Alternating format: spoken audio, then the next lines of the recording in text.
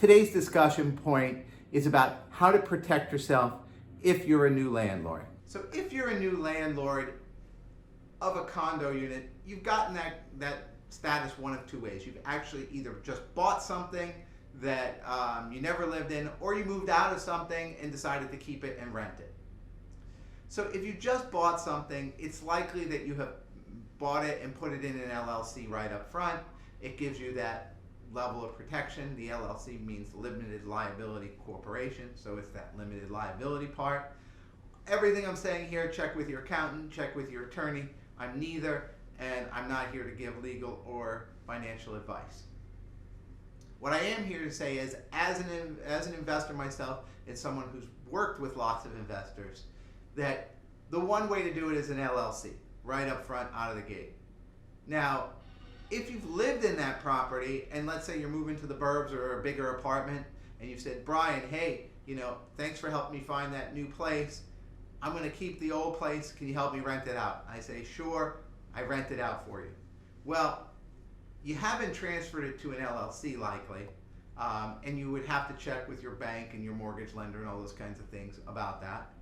So where do you get the protection? Or you may even thinking about the protection because you didn't need it up front. You have your own homeowner's insurance. You're not thinking about other types of protection.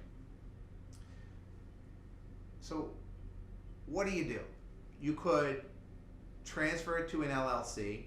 That could take a little bit of time is the problem, and you might have a tenant in there, and now you've got a gap. An LLC takes filing fees every year, paperwork every year, and again, this time gap is the biggest thing. It does provide a level of anonymity going forward as to who owns it. However, another potential way you can get the same kind of coverage or protection is you might consider an umbrella policy. Now, I own property myself in both LLCs and with an umbrella policy, just because it's kind of worked out that way.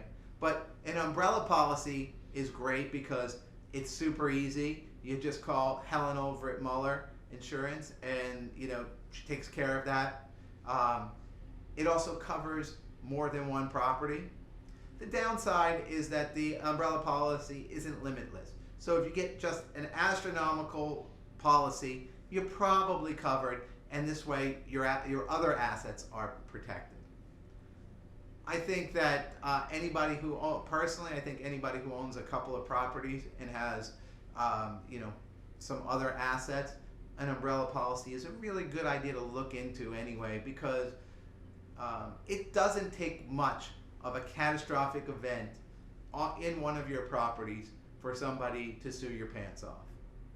And it might not even be your fault, it might not be the negligence, but would you rather have the courts decide whether or not you went from thinking about retirement to having no money in the bank, or would you rather just get the policy, sign up, and not have to think about it again?